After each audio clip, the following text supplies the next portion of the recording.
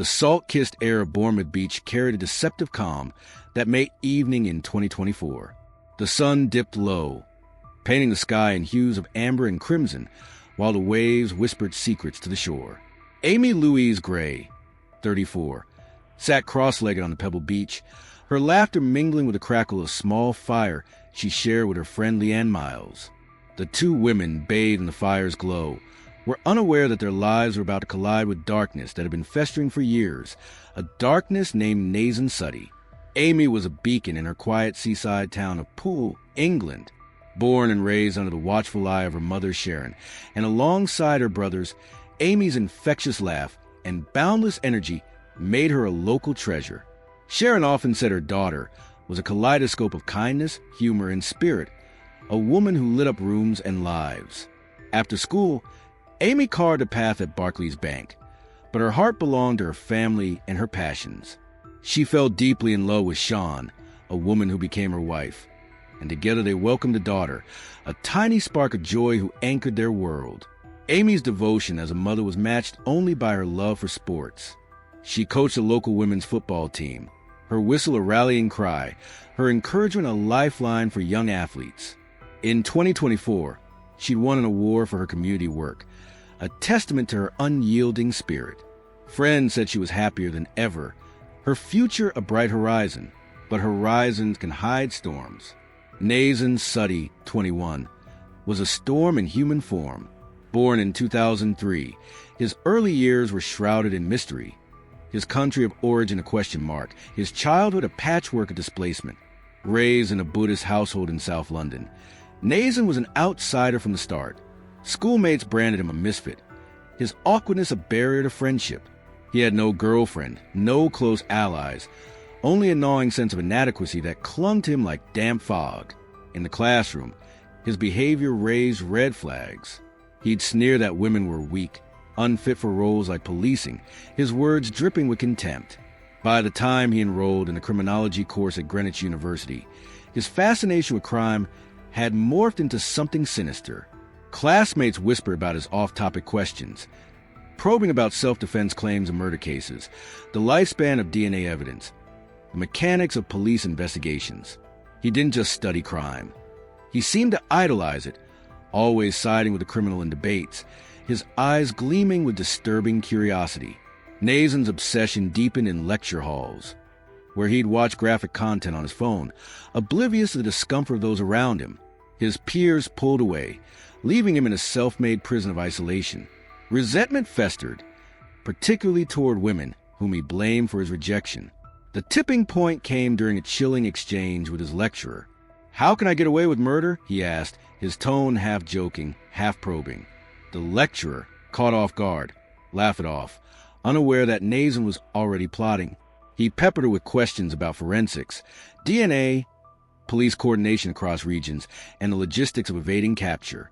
Each answer was a puzzle piece in a plan he was assembling with terrifying precision. In the weeks leading to May 2024, Nazen's internet searches grew frantic. He studied the challenges of killing in unfamiliar towns, believing distance would shield him. He chose Bournemouth, a place far from his cousin London home, a seaside haven where Amy lived her vibrant life. He researched cash versus card payments at Airms, mapped CCTV locations, and scouted escape routes. His fixation with knives was equally methodical. He amassed 6 blades from different online vendors, each purchase a step toward anonymity. On May 16th, he booked stays at 2 Bournemouth hotels, the Travelodge for May 21st and the Silverhouse Hotel for May 23rd. He walked the Bournemouth promenade by night, memorizing camera blind spots, his steps deliberate, his mind a coiled spring. He even attended a screening of The Strangers, Chapter 1, a film about motiveless violence, as if seeking inspiration from his brutality. May 24th, 2024 was the day Nazen's darkness erupted. Amy and Leanne, unwinding on Durley Chine Beach, were lost in conversation. The fire's warmth a small comfort against the cooling night. At 10:40 p.m., Nazen left the Silverhouse Hotel, cloaked in black, his hood pulled low. The 5-minute walk to the beach was a descent into his own abyss.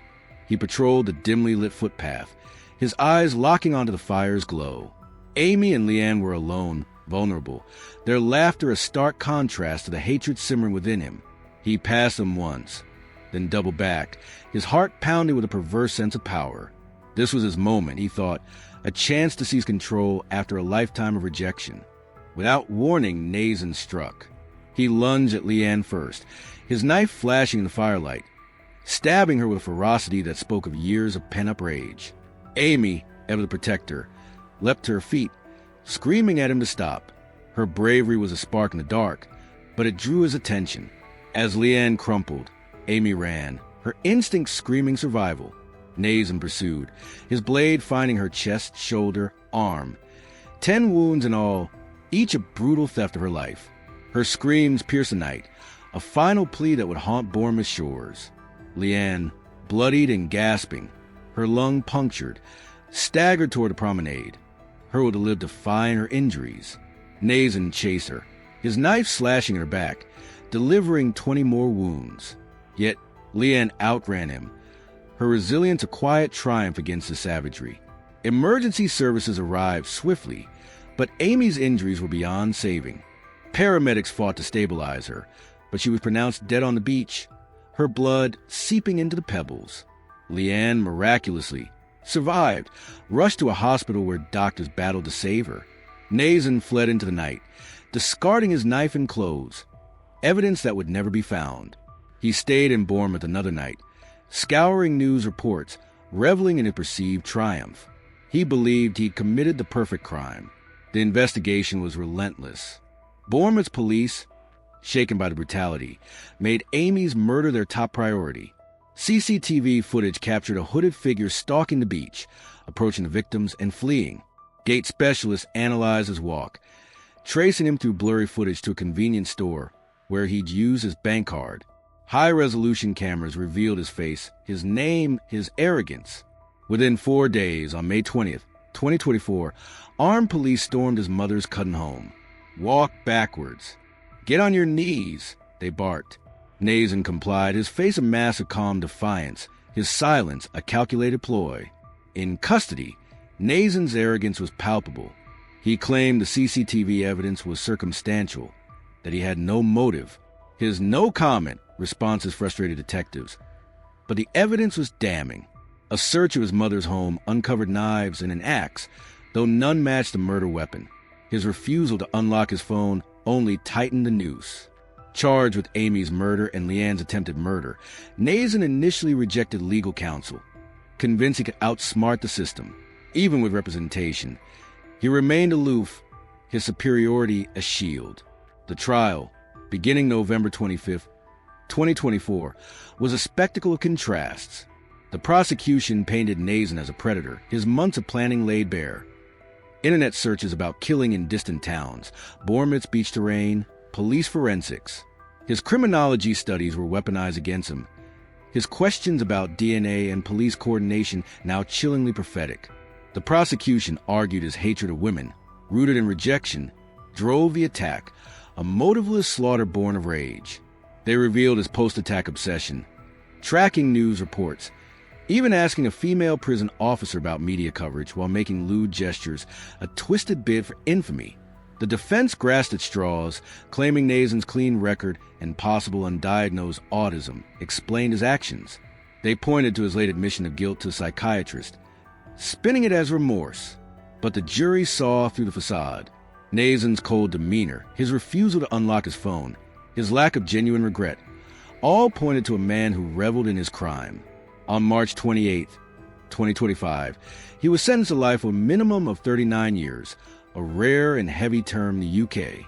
The judge condemned his calculated obsession with violence, noting his phone's locked secrets as proof of his cunning. Bournemouth mourned Amy with a quiet dignity.